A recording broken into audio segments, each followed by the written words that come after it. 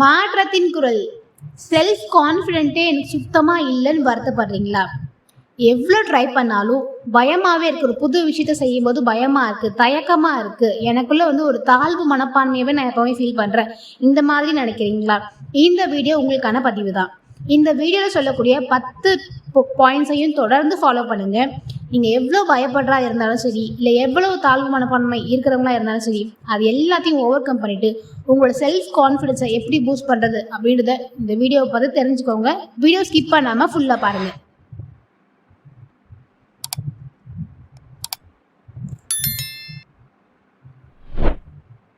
Number 1, practise positive self talk.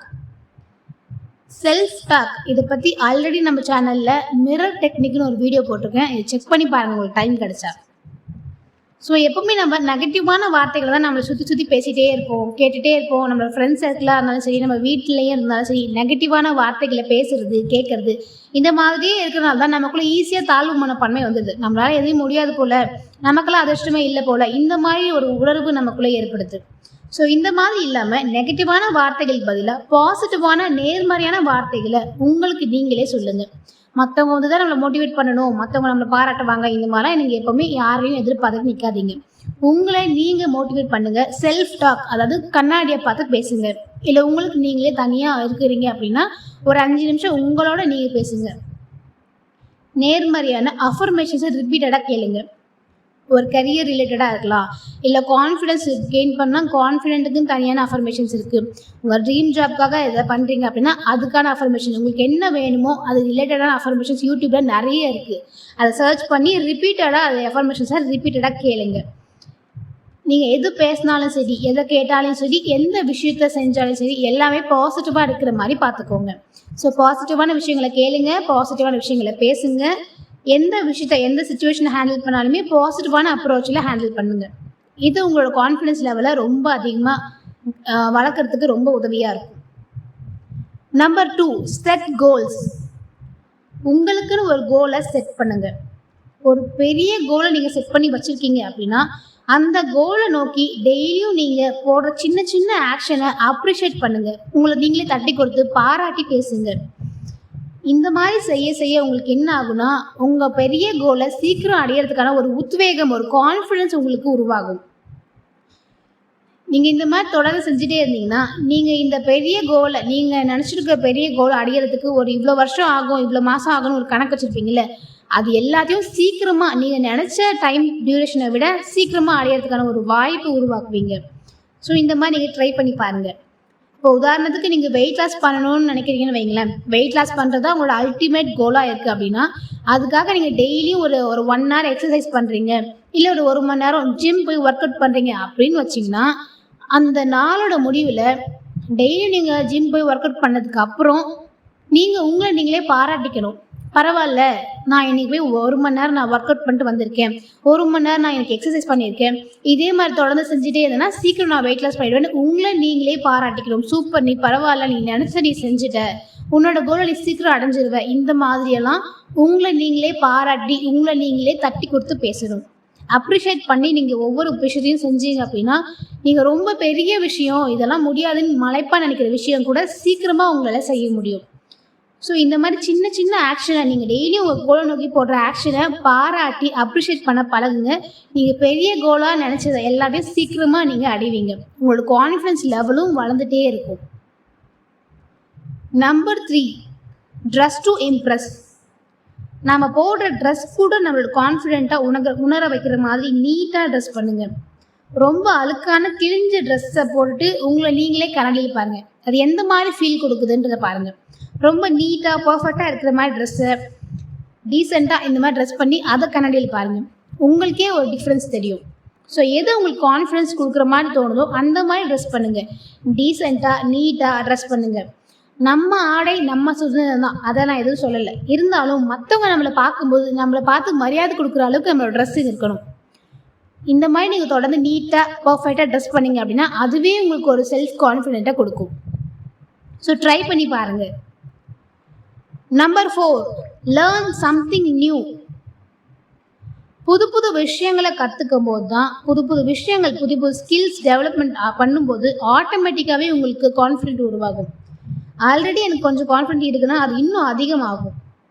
இப்போ ஒரு புது லாங்குவேஜ் நீங்கள் கற்றுக்க முயற்சி பண்ணுறீங்கன்னு வைங்களேன், கொஞ்சம் கொஞ்சமாக தொடர்ந்து அதில் பேசி பேசி பழகி உங்களால் அந்த லாங்குவேஜை சரளமாக பேசும்போது உங்களோட கான்ஃபிடென்ஸ் லெவல் ரொம்ப அதிகமாகும். இது ரொம்ப கஷ்டம்னு நினச்சோம், முடியாதுன்னு நினச்சோம், இதவே நம்மளால் ஈஸியாக செய்ய முடியுது, இந்த லாங்குவேஜை ஈஸியாக நம்மளால் பேச முடியுதுன்னு நினைக்கும் போதே உங்களால் எதையும் செய்ய முடியும் அப்படின்ற ஒரு எண்ணம் தோணும். கான்ஃபிடென்ட் லெவல் உங்களுக்கு ரொம்ப ரொம்ப அதிகமாகும். ஸோ இது நீங்கள் புது புதுசாக கற்றுக்கும் போது தான் இந்த அனுபவம் உங்களுக்கு ஏற்படும். அரைச்சமாவே அரைக்கிறது, பழைய விஷயத்துக்குள்ளேயே சொல்லுவாங்களே குண்டுச்சட்டிலேயே குதிரை ஓட்டாகன்ட்டு, பழைய சின்ன ஒரு குறுகிய வட்டத்துக்குள்ளேயே நீங்கள் சுற்றிட்டு இருந்தீங்கன்னா உங்களால் எதையும் கற்றுக்கவும் முடியாது, தொடர்ந்து நீங்கள் தாழ்வு மனப்பான்மையிலே தான் இருப்பீங்க. ஸோ புது புது விஷயங்களை கற்றுக்கோங்க. இப்போ இருக்கிற டெக்னாலஜியில் எவ்வளவோ நிறைய ஈஸியாக நம்மளால் கற்றுக்க முடியும். உட்கார்ந்த இடத்துல இந்த ஃபோனை யூஸ் பண்ணி எவ்வளவோ நம்மளால் கற்றுக்க முடியும். ஸோ உங்களுக்கு கரியர் ரிலேட்டடாக நீங்கள் என்ன தொழில் செய்கிறீங்களோ அது ரிலேட்டடாக ஸ்கில் எவ்வளவோ அட்வான்ஸ் லெவலில் என்ன இருக்குது, என்ன மாதிரி டெக்னாலஜி இருக்குது, இதை நான் எப்படி யூஸ் பண்ண முடியும், இது எல்லாத்தையும் புது புதுசாக கற்றுக்கோங்க. உங்களுக்கு ஆல்ரெடி தெரிஞ்சதாலும் இன்னும் என்னன்னு சொல்லி புது புதுசாக அப்டேட் பண்ணிக்கோங்க. இந்த மாதிரி நீங்கள் புது புதுசாக அப்டேட் பண்ண லேர்ன் பண்ண உங்களுக்குள்ள கான்ஃபிடென்ஸ் லெவல் ரொம்ப அதிகமாக இருந்துகிட்டே இருக்கும். செல்ஃப் கான்ஃபிடென்ட்டாக இருப்பீங்க. தாழ்வு மனப்பான்மைன்ற வார்த்தைக்கே உங்கள்கிட்ட இடம் இருக்காது. ஸோ முயற்சி பண்ணி பாருங்கள். Number 5, take care of your self. நம்ம கான்ஃபிடென்ஸ் அதிகம் ஆகணும் அப்படின்னா நம்ம ஃபஸ்ட்டு அது ஹெல்த்தியாக இருக்கணும். ஸோ ஹெல்த்தியான ஃபுட்ஸாக பார்த்து சாப்பிடுங்க. டெய்லியும் எக்ஸசைஸ் பண்ணுங்கள், வாக்கிங் போங்க, முடிஞ்சால் ஜாகிங் பண்ணுங்கள், மெடிடேஷன் இதெல்லாமே ரெகுலராக பண்ணுங்கள். ஸோ நல்ல ஹைஜீனை மெயின்டைன் பண்ணுங்கள், நல்ல ஹைஜீனிக்காக இருங்க. ஆரோக்கியமான உணவுகளை நீங்கள் சாப்பிட உங்களுக்குள்ளேயே ஒரு கான்ஃபிடென்ட் இருக்கும். இப்போ இருக்கிற காலகட்டத்தில் ஆரோக்கியமாக இருக்கிறவங்கள தவிர வேறு யார்கிட்ட அவ்வளோ கான்ஃபிடென்ஸ் இருக்கும்? ஸோ ஆரோக்கியம் தான் எப்போவுமே ரொம்ப ப்ரிஃபரன்ஸ் நம்ம கொடுக்கணும்.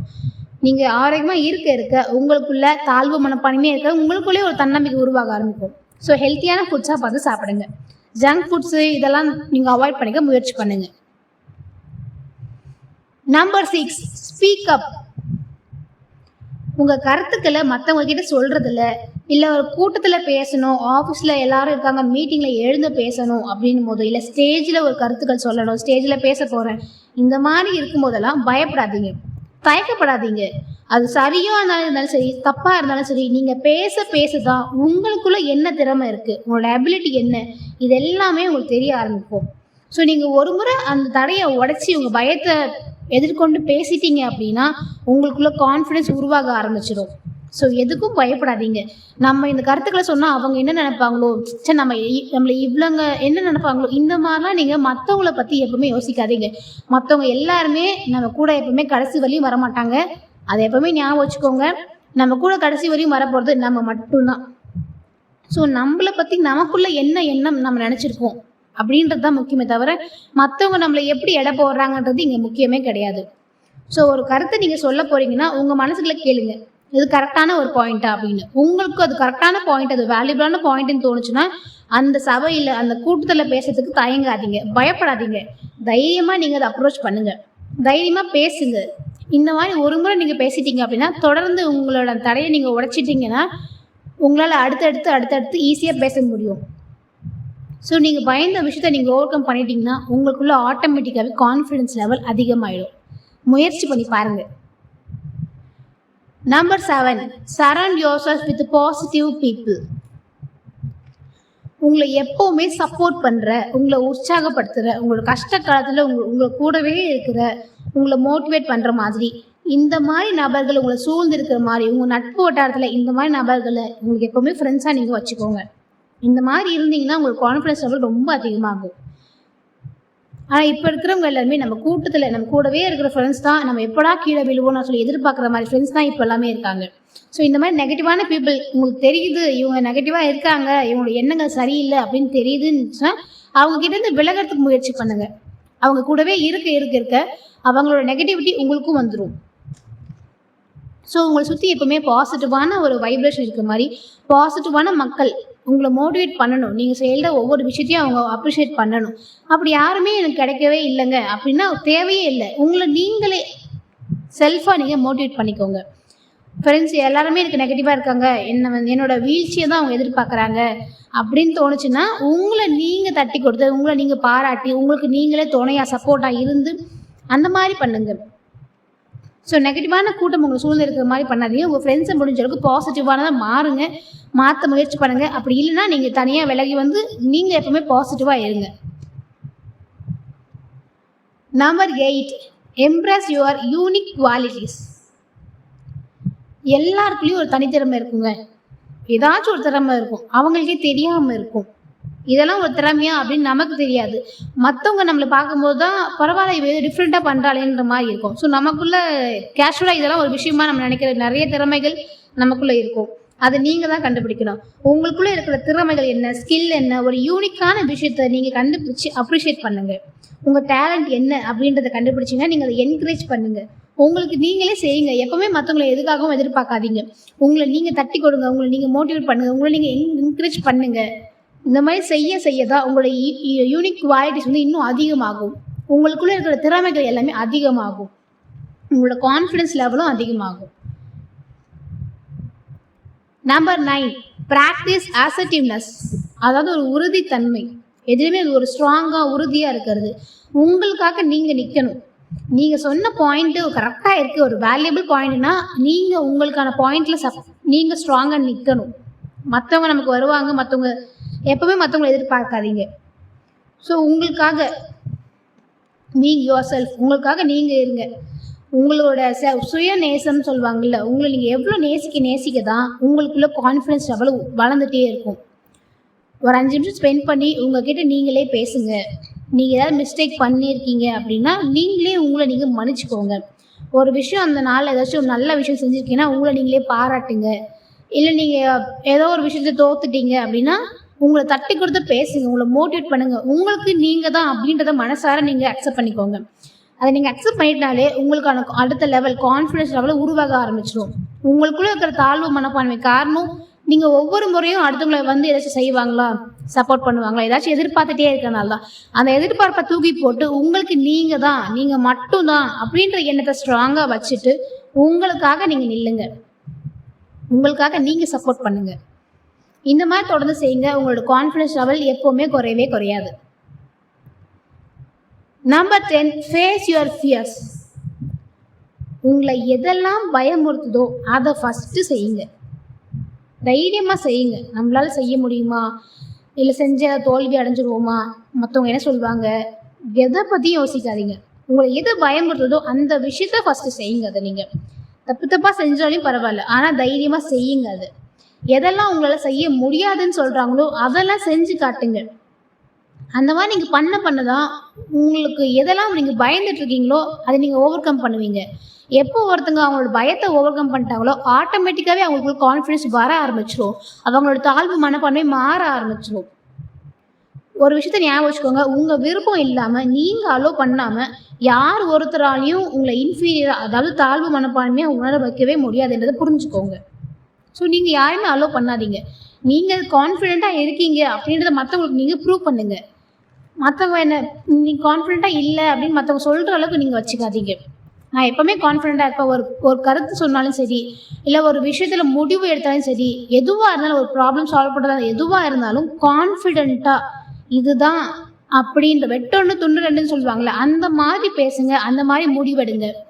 இதுவா அதுவா, இப்படி பண்ணலாமா அப்படி பண்ணலாமான்னு இந்த மாதிரி குழம்பிகிட்டே இருக்காதீங்க.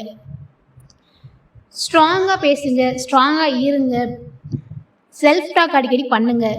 வீட்டில் யாரும் இல்லையா ஒரு 5 நிமிஷம் உங்களோட டைம் ஸ்பெண்ட் பண்ணி பேசுங்க. ஒரு நாளில் ஒரு 5 நிமிஷம் 10 நிமிஷம் உங்களுக்காக இந்த ஃபோன் எல்லாம் தூக்கி ஓரம் வச்சுட்டு கண்ணாடியை பார்த்து பேசுங்க. இல்லை ஒரு அமைதியாக நீங்கள் மனசுக்குள்ளேயே உங்கள் கூட பேசிக்கலாம். இந்த மாதிரி தொடர்ந்து நீங்கள் பேச தான் உங்களுக்குள்ள கான்ஃபிடன்ஸ் லெவல் உருவாகும். நீங்கள் என்ன தப்பு செஞ்சீங்க யோசிச்சு பாருங்கள். என்ன மிஸ்டேக் பண்ணீங்க, என்ன தப்பு செஞ்சோம், இல்லை என்ன நல்ல விஷயம் செஞ்சுருக்கோம், நம்ம இன்னும் என்னெல்லாம் ஸ்கில் டெவலப் பண்ணணும், எந்த இடத்துல மிஸ்டேக் பண்ணுறோம், இது எல்லாமே உங்களுக்கு நீங்களே ஒரு ரிப்பீட்டடாக செக் பண்ணி என்ன மிஸ்டேக் பண்ணுறோம் அதை கரெக்ட் பண்ணிட்டீங்க அப்படின்னா ஈஸியாக உங்களுக்கு தாழ்வு மனப்பான்மை உங்களை விட்டு போயிடும். உங்களோட கான்ஃபிடன்ஸ் லெவல் அதிகமாகிடும். எல்லாருமே பிறக்கும் போதே கான்ஃபிடெண்ட்டாக பிறக்கிறது கிடையாதுங்க. அது இந்த கான்ஃபிடென்ஸுன்றது அவங்க உருவாக்கிக்கிறது தான். ஸோ அதை நம்மளாலே உருவாக்க முடியும், உங்களாலே உருவாக்கிக்க முடியும். ஸோ எப்போவுமே கான்ஃபிடெண்ட்டாக இருங்க. உங்களால் எதையும் செய்ய முடியுன்றதை நீங்கள் மனசார நம்புங்க. உங்களை நீங்கள் நம்புங்க. நிச்சயம் உங்களால் கான்ஃபிடெண்ட்டாக இருக்க முடியும். நான் சொன்ன இந்த 10 பாயிண்ட்ஸையும் தொடர்ந்து ஃபாலோ பண்ணுங்கள். உங்களுக்கு எவ்வளோ பயம் இருந்தாலும் சரி, எவ்வளோ ஒரு தாழ்வு மனப்பான்மை இருந்தாலும் சரி, எவ்வளோ கூச்ச சுபாவம் என்ன இருந்தாலுமே இந்த 10 பாயிண்ட்ஸையும் ஏதாச்சும் ஒரு பாயிண்ட்ஸ் நீங்கள் அப்பப்போ ஞாபகம் வரும்போது அதை ட்ரை பண்ணி பாருங்கள். அதெல்லாம் மாறி கான்ஃபிடன்ஸ் லெவல் உங்களுக்கு ஆட்டோமேட்டிக்காக உருவாகிறத நீங்களே பார்ப்பீங்க. ஸோ இந்த வீடியோ பிடிச்சிருந்தா லைக் பண்ணுங்கள், மற்றவங்களுக்கு ஷேர் பண்ணுங்கள். இந்த வீடியோ பற்றின உங்களுக்கு கருத்துக்களை கீழே கமெண்ட் பண்ணுங்கள். தேங்க்ஸ் ஃபார் வாட்சிங்.